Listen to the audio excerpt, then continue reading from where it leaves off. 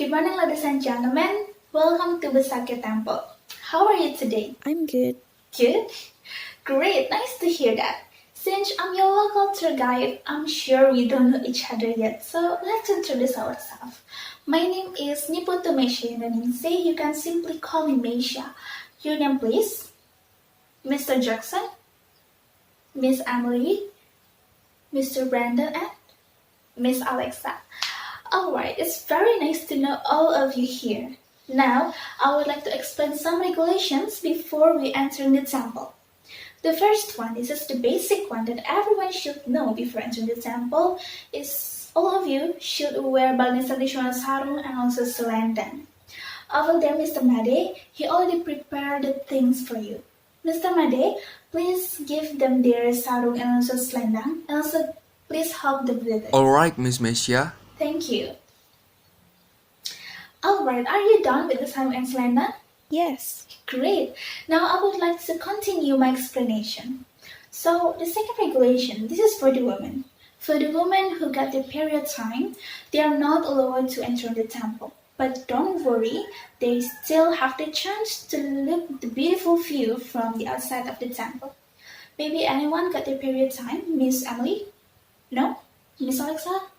No. Alright, that's great. That means all of us are allowed to enter the temple. And this regulation is still for the women. For the women, all of you should tie your hair up before entering the temple. Alright, so this is the general regulations.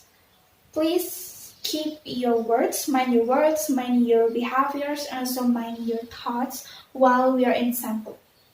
And also please keep the temple as clean as possible and do not littering in the temple. Alright, ladies and gentlemen, I think that's all for the regulations. If you have any questions, please raise your hand. Yes, please, Miss Emily. I have a question. Why do women should tie their hair before entering the temple? Alright, actually there are two reasons on why the women should tie their hair up before entering the temple. The first one, if one strand of your hair falls to the ground, it could reduce the holy vibes of the temple. And then the second one, in Hindu, we believe in Parvati goddess. Actually, Parvati goddess is really beautiful, but when she is angry, she would transform herself into the scariest manifestation, which we call her as Durga goddess. So Durga goddess' appearance is very scary and her hair is very long and untied. So untied hair represents the woman with bad emotion in their self. And of course, before we, entering our God's home, we want to show to the God that we are in the bad feelings, right? So that is the reasons why we, especially for the women, always tie our hair up before we pray to the God, before we enter the temple, because we would like to show that we are ready to pray to our God and we are in the feelings of happiness. So that is the reasons why the women should tie their hair up. Is that clear for you, Miss Emily? Yeah, very clear. Thank you. Alright, thank you. So another questions maybe before we continue? No? Alright, that means all of us are ready to explore this temple. Now, follow me please. Alright, ladies and gentlemen, now I would like to explain a little bit about Besakya Temple. Besakya Temple, located at Rendang Subdistrict, Karangasem Regency, especially at Besakya Village. So actually, Besakya Temple has very long history, but I would like to make it short to you. So a long time ago, there was a holy person called Resi Markandeya. Resi Markandeya did his meditation at Dieng Mountain, located at central of Java. As the result of his meditation, he got the sacred messages from God to cut down the forest at Dawa Island. So Dawa Island is the old name of Bali Island. And then Resi Markandeya went to Dawa Island with his followers. And after he arrived at Dawa Island, he started to cut down the forest, but unfortunately, before it all done, most of Resi Markandeya's followers are died because of sick and also eaten by wild animals. And to find out the solutions, Resi Markandeya went back again to Java Island, especially at Raumansin. Raumansin located at east of Java. He did his meditation there and finally he found out the solutions. And after he found out the solutions, he went back again to Java Island with his followers. But before he started to cut down the forest, he prayed to the god first, and then he buried a jar with the holy water inside it, and also 5 holy metals, which consist of gold, silver, bronze, copper, and also iron.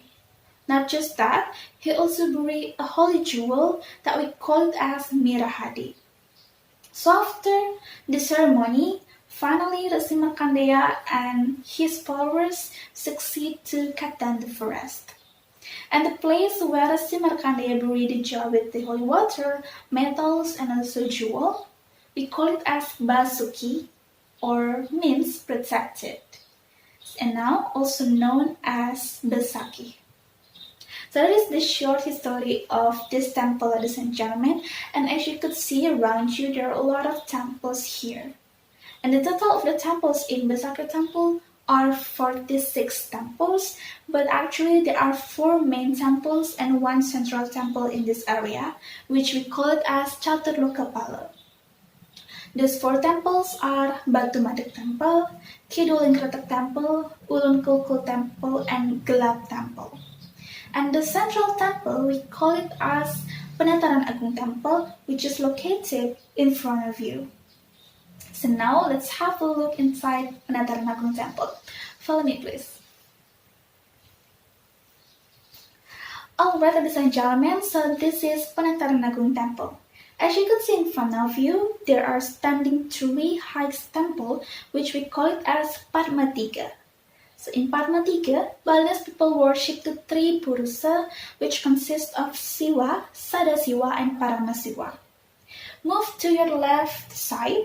Over there are 2 buildings, 2 temples. We call it as Meru. So on your right one, we call it as Meru Tumpang Solas. Solas means 11. That's because the roof of the temple are 11. And so the next one, on your left, we call it as Meru Tumpang Sia. So Meru Tumpang Sia, Sia means 9. So that's also because the roof of the temple are 9. In Besaki, we always celebrate the ceremony once in a year, but every 10 years, we will celebrate the ceremony called Pancawalikrama. And every 100 years, we also celebrate the ceremony called Ekadasarudra. So those ceremonies have the similar purposes to balancing and also to protect the harmony between human, universe, and also God. Alright, ladies and gentlemen, I think that's all for my explanation. Now I would like to give you 45 minutes to look around and taking as much picture as you want in this temple. I would like to give you the time until 11 a.m. And at 11 a.m., please meet me at the information post. I'll be waiting for you there. Enjoy your time. Alright, ladies and gentlemen, so this is 11 a.m. Thank you for being on time. So how is it going? Are you having so much fun looking to the beautiful view and also taking some pictures in this temple? Yeah, wonderful. Great, nice to hear that. But unfortunately, I got the information that you still have your next trip after Besaki, right? So yeah, this is the last of our trip in Besaki Temple. And over there, Mr. Made, Mr. Komang, Mr. Ketut, and Mr. Putu already waiting for you. They will escort you to the parking area down the road. I would like to say thank you so much for your visit in Besaki Temple, and I hope we could meet each other in another event. And thank you so much once again. Safe trip and see you. Bye bye.